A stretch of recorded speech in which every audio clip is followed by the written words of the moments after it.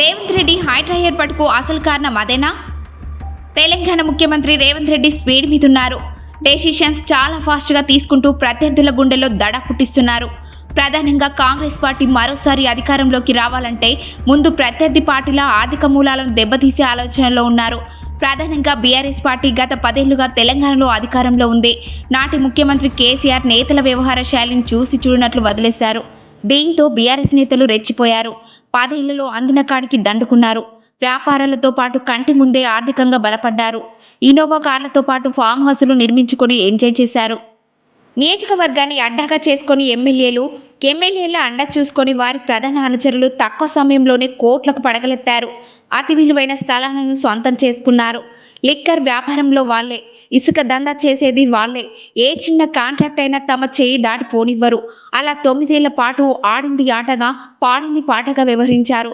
ఇక పరిశ్రమల నుంచి వసూలు మామూలుగా చేయలేదన్న ఆరోపణలున్నాయి.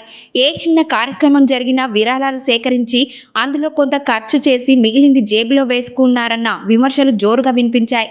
బీఆర్ఎస్ ఓటమికి అది కూడా ఒక కారణం. అయితే ఇప్పుడు నేతల ఆర్థిక మూలాలను దెబ్బతీసేందుకు రేవంత్ రెడ్డి హైడ్రాను ముందుకు తెచ్చారంటున్నారు.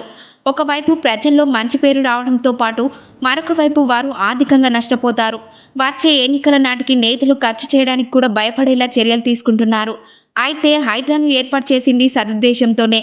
చెరువులను, నాలాలను, కుంటలను ఆక్రమించి నిర్మించిన నిర్మాణాలను కూలగొట్టి హైదరాబాద్కు భవిష్యత్తులో తాగునీటి ఇబ్బందులు, భూగర్భ జలాల సమస్య తీరడంతో పాటు ముప్పు సమస్య నుంచి కూడా జంట నగరాలు భయపడే అవకాశాలున్నాయి. ఇది మరో కోణం. ఇక బీఆర్ఎస్ నేతలే టార్గెట్గా హైడ్రా పనిచేస్తుందన్న ఆరోపణలున్నాయి. బీఆర్ఎస్కు ఆర్థికంగా సహకరిస్తున్న వారి మూలాలను దెబ్బతీయాలనే లక్ష్యంతోనే రేవంత్ దీన్ని తీసుకువచ్చారంటున్నారు. నిజంగానే బీఆర్ఎస్ నేతలు భయపడిపోతున్నారు. ఎందుకంటే హైదరాబాద్, రంగారెడ్డి జిల్లాల్లో నిబంధనలను అతిక్రమించి గత 10 ఏళ్లుగా ప్రభుత్వ స్థలాలను, నాలలను, చెరువులను, కుంటలను ఆక్రమించారు. ఇక కొందరు బిల్డర్లు కూడా బీఆర్ఎస్కు ఆర్థికంగా అండగా నిలిచారు. వారిని దెబ్బతీయడం ఒక లక్ష్యమైతే మరొకటి ప్రజల్లో మంచి పేరు. ఒకే దెబ్బకు 2 పిట్టలు అనే సామెతను రేవంత్ రెడ్డి చేతల్లో నేర్పిస్తున్నారు. మరి చివరకు ఏం జరుగుతున్నదన్నది చూడాల్సి ఉంది.